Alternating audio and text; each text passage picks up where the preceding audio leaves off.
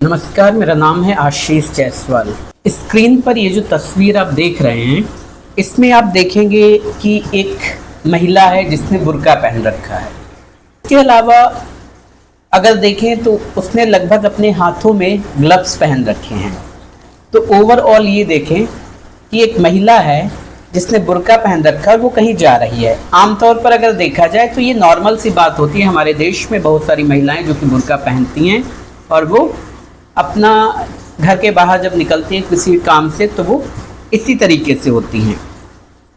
तो ये जो बुर्का नशी हैं या जिन्होंने बुर्का पहन रखा है, ये एक सीसीटीवी कैमरे की तस्वीर है। इसमें कई सारी चीज़ें और भी आप देखेंगे कि कंधे पर बैग है, हाथ में स्कार्फ है, पैरों में लेडीज चप्पल उन्होंने पहन रखी है और चाल वैसी ही है जैसी महिलाओं की होती है। उसमें कोई भी जरा सा भी फर्क नहीं है। अगर हम इनका कद देखते हैं तो थोड़ा सा शक जाता है, लेकिन इसके अलावा आप कहीं पर भी ये नहीं कह सकते कि ये एक महिला नहीं है। वो जब चल भी रही हैं तब भी थोड़ा सा उनमें लचक है। अब फिर बात वही आती है कि एक महिला है जिसने बुर्का पहन रखा है, आप उसकी बात क्यों कर रहे हो? तो आपको बता दें कि इस बुर्के में एक महिला नहीं बल्कि एक आदमी है। और जो आदमी है वो कौन है वो हम आपको आगे बताएंगे।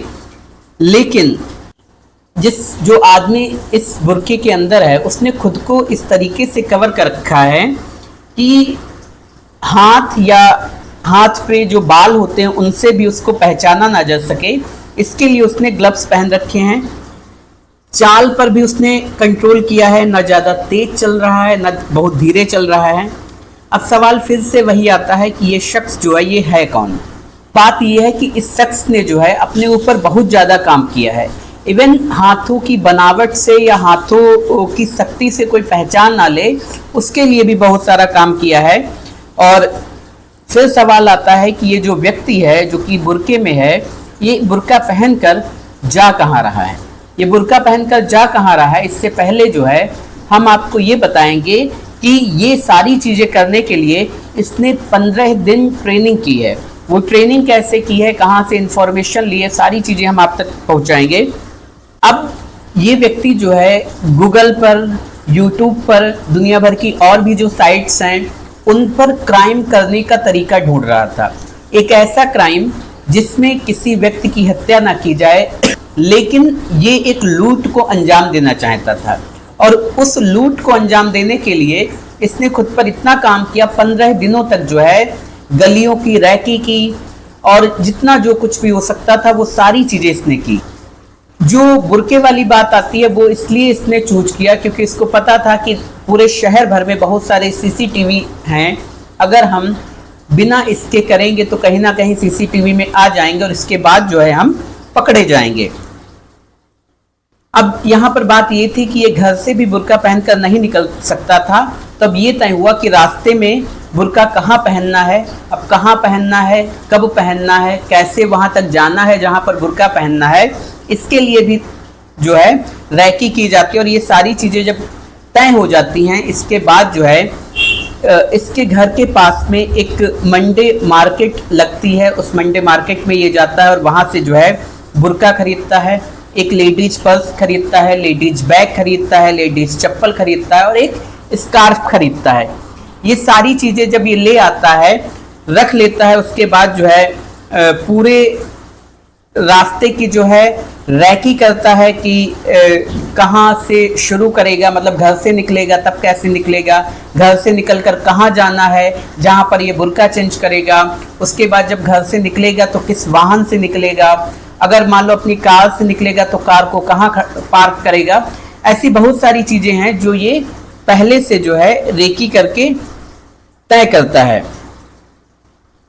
इसके बाद होता क्या है कि 31 मई की तारीख आती है। ये व्यक्ति जो है अपने घर से निकलता है, इसके हाथ में बैग होता है, ये अपनी गाड़ी में बैठता है और बिल्कुल मर्द के भेष में निकलता। उस वक्त ना तो इसने बुर्का पहन रखा था, ना तो इसके हाथ में लेडीज पर्स थी, ना तो इसने जो है चप्पल लेडीज पहन रखी थी, ऐसा कुछ भी नहीं था। उसके बाद जो रास्ते उसने रैकी किए थे उन्हीं रास्तों पर ये अपनी कार लेकर निकलता है। उसके बाद जो है ये एक हॉस्पिटल के पास पहुंचता है, हॉस्पिटल की पार्किंग में अपनी गाड़ी को पार्क करता है, उसमें से एक बैग निकालता है जिस बैग में बुर्का था, बैग थी, चप्पल थी और स्कार्फ था। ये सारी चीज़ें निकाल कर जो है ये हॉस्पिटल के अंदर चला जाता है। जिस हॉस्पिटल में जाता है वो हॉस्पिटल जो था वो कैंसर का हॉस्पिटल था, उस शहर का जो है कैंसर का हॉस्पिटल था। अब कई सारी चीज़ें आपके दिमाग में आ रही होंगी, कौन सा शहर था, आदमी कौन सा था। थोड़ा जैसे जैसे आगे बढ़ेंगे आपको समझ में अभी आएगा कि हॉस्पिटल के अंदर जो है जब ये जाता है उसके बाद उस हॉस्पिटल की वॉशरूम में जाता है। वॉशरूम में जाने के बाद ये कपड़े बदलता है और वही बुर्का पहनता और बाकी स्लीपर पहनता है, बैग और स्कार्फ हाथ में लेता है और फिर जो है जो कपड़े इसने पहन रखे थे वो दोबारा से एक बैग में डालता है और वो बैग ले आकर पार्किंग में रख देता है, क्योंकि पार्किंग में बताया जाता है कि सीसीटीवी कैमरा नहीं था। हॉस्पिटल पार्किंग से ये पैदल ही कुछ दूरी तक जाता है। थोड़ी दूर चलने के बाद ये एक कैब करता है, उसमें बैठ जाता है और फिर जो है वहाँ से ये रेलवे स्टेशन पहुँचता है। जिस रेलवे स्टेशन पर पहुँचता है तो रेलवे स्टेशन पर जो है ये एक ट्रेन के आने का इंतज़ार कर रहा था और ट्रेन के आने का टाइम इसको एक्चुअली पता था कि ट्रेन किस समय आती है किस समय नहीं आती। आमतौर पर जिस शहर में हम लोग रहते हैं उस शहर की ट्रेन का आना जाना हम लोगों को आमतौर पर पता होता है, तो इसको भी पता था कि ट्रेन कब आएगी और कब जाएगी। तो ये वहाँ पर खड़ा हो जाता है और ट्रेन के आने का इंतज़ार जो है वो करने लगता है। खैर कुछ देर बाद जो है एक ट्रेन आती है और ट्रेन के आने का इंतज़ार ये इसलिए कर रहा था क्योंकि वो ट्रेन जो थी वो कन्नौज से कानपुर जा रही थी। अब ये कानपुर का रहने वाला था तो इसको ये लग रहा था कि जब ट्रेन से भीड़ निकलेगी उसी के साथ ही निकलेगा, तो अगर ये किसी सीसीटीवी फुटेज में आएगा भी तो भीड़ में जब आएगा तो सीसीटीवी कैमरे पर भी इतना ध्यान नहीं जाएगा कि भीड़ में जो है कई सारी महिलाएं हो सकती हैं। तो इसका वही प्लान था और वो ट्रेन आती है, ट्रेन से मुसाफिर जो थे वो उतरते हैं। उन्हीं मुसाफिरों में जो है ये भी शामिल हो जाता है ताकि लगे कि वो कन्नौज से आया है और वो कानपुर का नहीं है। अगर कभी कोई बात भी आएगी तो पुलिस जो है इस बात पर ध्यान देगी कि जो आया था वो कानपुर का नहीं, वो कन्नौज का था या कानपुर से किसी दूर इलाके का था। भीड़ के साथ ये स्टेशन से बाहर आता है। उसके बाद जो है ये एक ऑटो के पास पहुंचता है। अब यहाँ पर ये ट्विस्ट आता है कि एक मर्द है, एक आदमी है जिसने बुर्के में खुद को पूरी तरीके से ढक रखा है, लेकिन बोलेगा तो है ही। जब बोलेगा तो आवाज़ से इंसान पहचान जाएगा। 15 दिन की उसने ट्रेनिंग भी ली थी, तो उस 15 दिन की ट्रेनिंग में उसने आवाज़ की भी ट्रेनिंग ली थी, लेकिन जब वो बोलता था तो उसको लग रहा था कि वो पकड़ा जाएगा। इसलिए उसने अब तय किया था कि वो गूंगा बनने की एक्टिंग करेगा और वो उसने गूंगे का ही किरदार निभाया। उसको कहाँ जाना है, किस तरीके से जाना है, उसने सारी पर्चियाँ लिख रखी थी अपने पास। अब वो क्या करता है, स्टेशन से जब बाहर आता है तो एक ऑटो वाले के पास पहुंचता है, उसको जो है एक पर्ची देता है और पर्ची देने के बाद जो है ऑटो वाले को उस पर लिखा होता है कि वो बोल नहीं सकता और बाकी चीज़ें।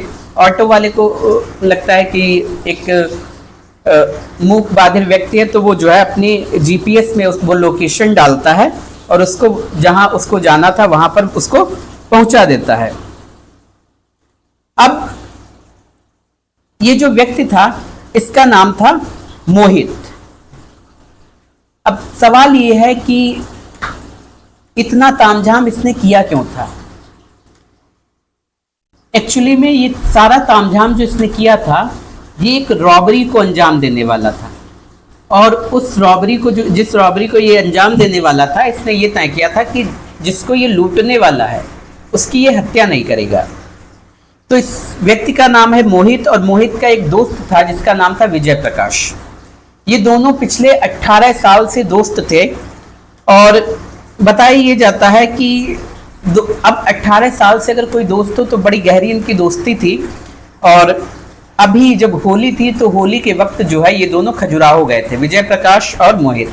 अब यहीं पर ट्विस्ट ये आता है कि यही दोस्त अगर कोई मुस्लिम होता तो ये खबर नेशनल चैनल पर मीडिया इस तरीके से रिप्रेजेंट करती कि कोई आतंकवादी है, लेकिन वही एक दोस्त जो कि हिंदू था और हिंदू का ही कत्ल किया, तो वहां पर जो है हमारी मीडिया जो है एक खबर को दबा देती है, छोटा सा दिखाती है और खबरें बंद कर देती है।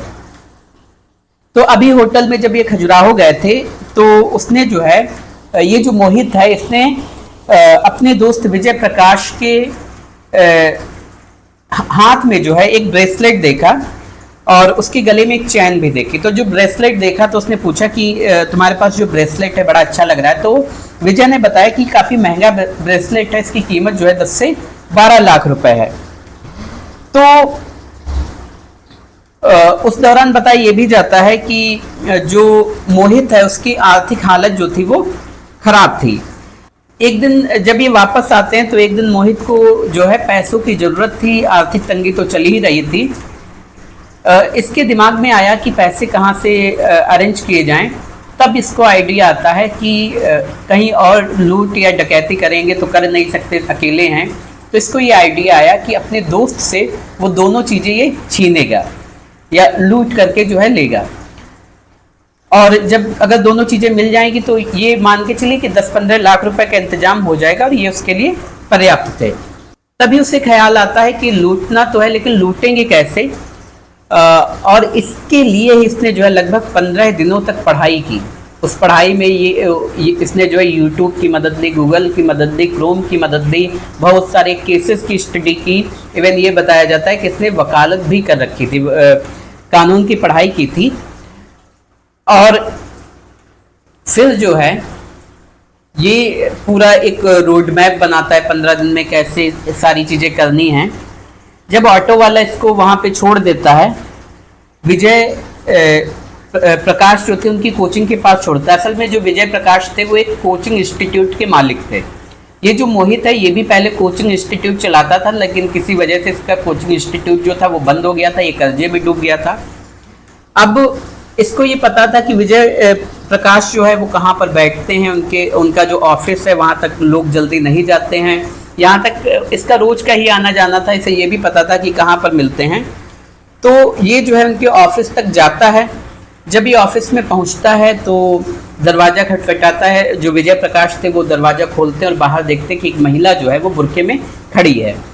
अब अगर ये उनके सामने बोलता तो बोलते ही इसका राज खुल जाता कि ये तो हमारा दोस्त मोहित है। तो ये पर्ची उनको देता है और उस पर्ची पर लिखा था कि मुझे मेरे बेटे का एडमिशन कराना है और उसके लिए जो है मुझे फ़ीस पता करनी है, कोर्स क्या है और सारी चीज़ें ये लिखी थी। विजय प्रकाश जो थे वो इससे कहते हैं कि आप बैठिए, मैं भी आता हूँ। वो बताते हैं कि वो पर्ची लेकर 5 मिनट के लिए बाहर जाते हैं और वापस जब आते हैं तो उसको जो है कोर्सेज के बारे में बता रहे थे, इसके अलावा फ़ीस के बारे में बता रहे थे, कितने दिन तक बच्चे की कोचिंग चलेगी, ये सारी चीज़ें बता ही रहे थे। इसी दौरान वो बुर्के वाली जो है, जिसको विजय प्रकाश जो है वो महिला समझ रहा है, वो उन पर अटैक करती है। अटैक इतना जोरदार होता है कि विजय प्रकाश गिर जाते हैं।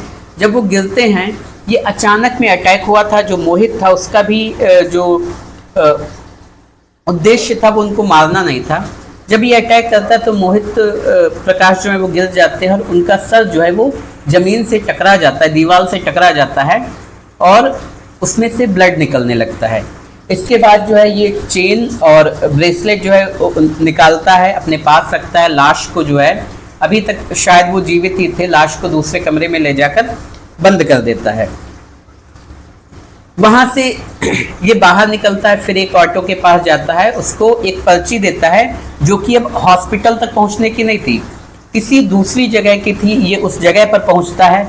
उस जगह पर पहुँचने के बाद वहाँ पर उतरता है। उतरने के बाद जो है ये फिर एक ऑटो के पास जाता है, उस ऑटो को दूसरी पर्ची देता है जो कि उस कैंसर हॉस्पिटल की थी। तो ये फिर उस कैंसर हॉस्पिटल पहुंचता है और वहाँ जो है अंदर ये जाता है, वॉशरूम में फिर से जो है अपने कपड़े वगैरह चेंज करता है और वापस आता है। फिर ये मोहित बनकर गाड़ी में बैठता है, चला जाता है। 31 तारीख की बात थी। 1 जून को जो है जो विजय प्रकाश थे उनकी असिस्टेंट, उनका कोई टीचर, जो फीमेल टीचर जो है ऑफिस में पहुंचती है कि बॉस जो हैं अभी तक नीचे नहीं आए या बॉस जो है आज कोचिंग नहीं आए। तो वो जब कमरे में दाखिल होती तो उसकी चीखें निकल जाती हैं कि वो वहाँ पर बहुत ज़्यादा खून पड़ा हुआ था और वो बहुत ही बॉडी जो है अस्त व्यस्त पड़ी हुई थी, क्योंकि सर फट चुका था। पुलिस को खबर दी जाती है, पुलिस आती है, जांच करती है, ब्लड के सैंपल लेती है, फॉरेंसिक टीम आती है, कई चीज़ों की जांच करती है, लेकिन कोई एविडेंस उनके पास नहीं होता है। इस दौरान ये तय किया गया कि लगभग, जबकि सीसीटीवी फुटेज में जो है वो बुर्के वाली महिला दिखाई देती है, लेकिन पुलिस का इतना ध्यान उस बात पर नहीं जाता है। उस एरिया के लगभग 1500 नंबर खंगाले गए। जब ये नंबर खंगाले जा रहे थे तो उसमें जो है मोहित का भी नंबर था, लेकिन फिर पुलिस को ये पता चला कि ये उसका बहुत अच्छा दोस्त है, आमतौर पर बातें होती रहती हैं, तो पुलिस ने इतना शक भी नहीं किया। फिर जो ये तय हुआ कि जो सीसीटीवी फुटेज आसपास के खंगाले जा रहे हैं, दूर के भी खंगाले जाएंगे। तो बताया जाता है लगभग 2500 सीसीटीवी फुटेज खंगाले गए। इस दौरान कुछ नंबर्स भी ट्रैक किए गए कि उन लोकेशंस पर किन किन के नंबर थे। तो सीसीटीवी फुटेज और नंबर्स जो है वो मिलते हैं। इसमें कुछ नंबर्स ऐसे भी थे जो कि विजय प्रकाश से उन पर बात होती थी या उनसे मैच करते थे, उनकी कॉल रिकॉर्डिंग से मैच करते थे। इनमें एक नंबर जो था वो मोहित का भी था। ये सारी चीज़ें हो रही थी। फिर पुलिस ने उन जगहों को स्पॉट करना शुरू किया जहाँ जहाँ पर जो है विजय प्रकाश को फ़ोन करने वाले लोगों के नंबर्स मैच हो रहे थे, या जो विजय प्रकाश के फ़ोन में नंबर थे वो उन जगहों पर भी उनकी लोकेशन शो हो रही थी। इस दौरान देखा ये गया कि जो कैंसर हॉस्पिटल था वहाँ का जब सीसीटीवी फुटेज निकाला गया तो उसमें भी जो है एक बुर्के वाली महिला तो दिखती ही है, वो महिला दिखती है और वो महिला अंदर को जा रही है, लेकिन वो वापस नहीं आती है। पुलिस काफ़ी देर तक इंतजार करती है, लेकिन वो फिर भी वापस नहीं आती है। सीसीटीवी फुटेज को आगे बढ़ाया ही जा रहा था, तभी पता चलता है कि जो महिला हॉस्पिटल के अंदर गई थी वो अभी तक वापस नहीं निकली है, लेकिन एक और महिला जो है हॉस्पिटल के अंदर आ रही है। अब यहाँ पर ये देखा गया कि एक महिला जो कि हॉस्पिटल के अंदर गई थी वो अभी तक वापस नहीं आई है, लेकिन दूसरी महिला जो है वो हॉस्पिटल के अंदर गई है। अब पुलिस को थोड़ा सा शक होता है, वो कुछ चीज़ें चेक करते हैं। वो देखते हैं कि उस महिला के पास, जो महिला हॉस्पिटल के अंदर गई थी उसका बैग सेम था, और दोबारा से जो महिला जा रही है उसका भी बैग सेम है। उनकी जो स्लीपर, जो चप्पलें हैं वो भी सेम है, उनका जो स्कार्फ है वो भी सेम है, इवन जो हाइट है, जो बॉडी स्ट्रक्चर है वो भी सेम है। पुलिस को कुछ शक होता है। इस दौरान जब नंबर्स चेक किए जा रहे थे, लोकेशन चेक की जा रही थी, उसमें मोहित की भी लोकेशन आती है। अब ये निकाला जाता है कि मोहित इस हॉस्पिटल में आया था, लेकिन करने क्या आया था ये नहीं पता था। रिकॉर्ड खंगाले जाते हैं तो पता चलता है कि मोहित इस हॉस्पिटल में तो आया है, लेकिन कोई मरीज नहीं था, कोई काम नहीं था, किस लिए वो यहाँ पे आया है, कोई उसका रिकॉर्ड नहीं था। फिर ये तय होता है कि कहीं ये जो बुर्के वाली बात हो रही है, ये बुर्के वाली जो महिला है ये कहीं मोहित ही तो नहीं है। इसके बाद जो है मोहित को उठाया जाता है, मोहित से पूछताछ की जाती है, और पूछताछ के बाद जो है मोहित टूट जाता है और वो सारी चीज़ें जो है एक एक करके बताना शुरू करता है कि वो तंगी में था, और उसने जब वो खजुराहो गया था अपने दोस्त के साथ, तो वहाँ पर जो है उसके हाथ में उसने ब्रेसलेट को देखा था, और तब एक दिन जब उसके पास पैसे की कमी थी और उसको लगा कि अब पैसा कहाँ से लाया जाए, तब उसे ख्याल आया कि वो अपने दोस्त का जो है ब्रेसलेट और चेन जो है वो लूटेगा, लेकिन उसकी हत्या नहीं करेगा। उसने कहा कि हत्या जो है वो तो अनजाने में हो गई, लेकिन अब तो हो ही गई है। पुलिस ने प्रेस कॉन्फ्रेंस किया, उसमें वो बता रहे हैं, एक सीसीटीवी फुटेज वो दिखा रहे हैं कि जो बुर्के में है वो कोई और नहीं, मोहित ही है। तो ये एक वो कहानी है कि जिस पर 15 दिन तक उसने काम किया। शायद इतना काम वो किसी और चीज़ पे कर लेता तो क्राइम करने की ज़रूरत ना पड़ती। 15 दिन तक आपने इतनी डिटेल में एक एक बारीक पॉइंट का ख्याल रखा। पढ़े लिखे थे, आपने LLB कर रखी थी, आप पहले भी कोचिंग चलाते थे, थोड़ा और एफर्ट करते, 2 4 10 50 बच्चे आपको मिल ही जाते पढ़ाने के लिए।